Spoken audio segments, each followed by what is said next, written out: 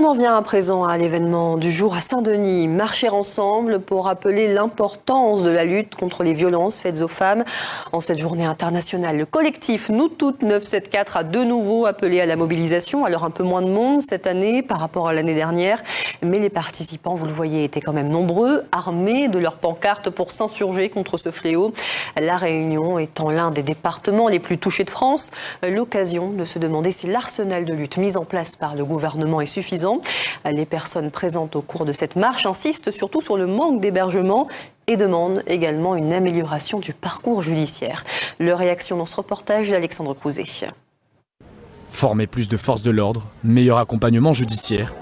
Lorsque l'on vous demande ce qu'il faut faire pour améliorer la lutte contre les violences sexistes et sexuelles, une réponse revient souvent.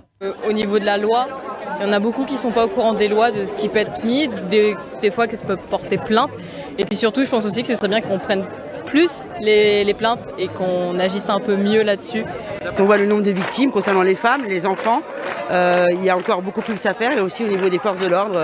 Excusez-moi, il n'y a pas assez de police. Quand on les appelle, ils ne réagissent pas tout le temps. Il y a énormément de personnes qui portent plainte, de femmes, même d'hommes, etc. Et c'est sans suite à chaque fois. Donc on en a marre tout simplement. C'est jamais pris suffisamment en considération. Décrété grande cause nationale par le gouvernement, 4 dispositifs sont reconnus par l'autorité judiciaire. Le dispositif grand danger, un téléphone directement relié à un service d'assistance en cas de menace imminente.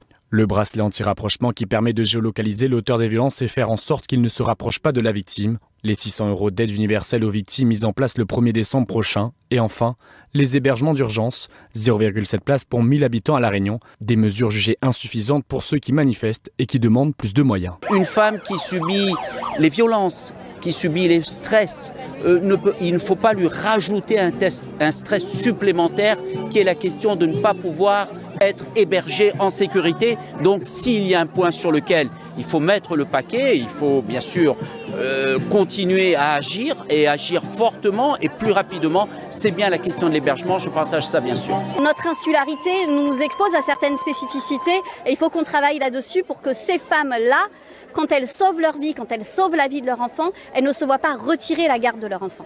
Aujourd'hui, il y a une enveloppe autour de 850 millions et les estimations aujourd'hui sur les besoins tournent autour de plus de 2 milliards.